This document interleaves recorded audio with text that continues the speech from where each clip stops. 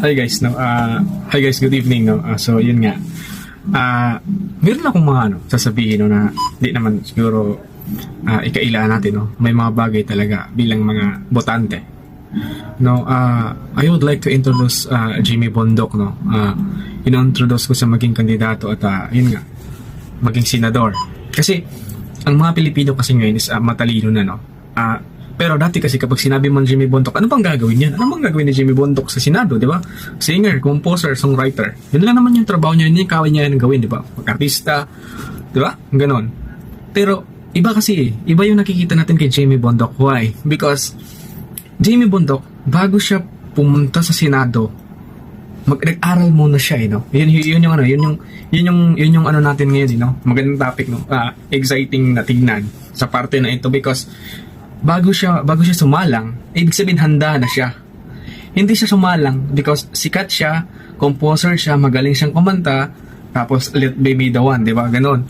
So ganon yung thinking natin as a Filipino na ano bang gagawin ni Jimmy Bondoc doon sa Senado? Pero yun nga, pinatunayan niya sa atin na bago siya sumalang doon, handa na siya.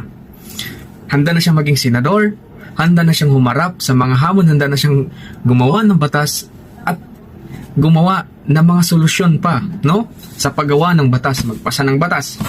Kasi ang trabaho po ng senador is, yun, gumawa ng batas, magpasa ng mga batas na kung saan kinakailangan sa mga constituents at mga Pilipino. Because they are elected into a national level. So, doon, hindi basta-basta ang trabaho doon eh.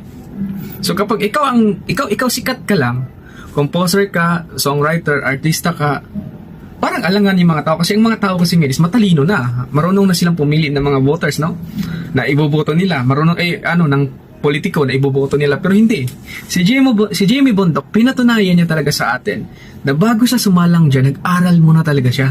Pinatunayan niya na bago ako aakit sa entabladong yan, sa level of level of highest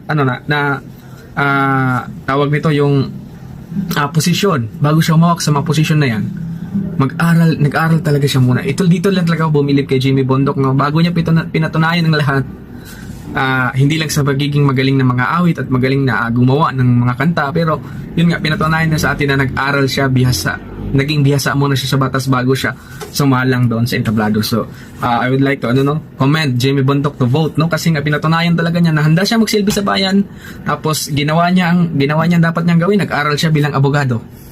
Yun lang, maraming salamat sa inyo lahat. Sana suportahan nyo Jimmy Bondoc, number 10 sa balota. Maraming salamat at mabuhay ang mga Pilipino.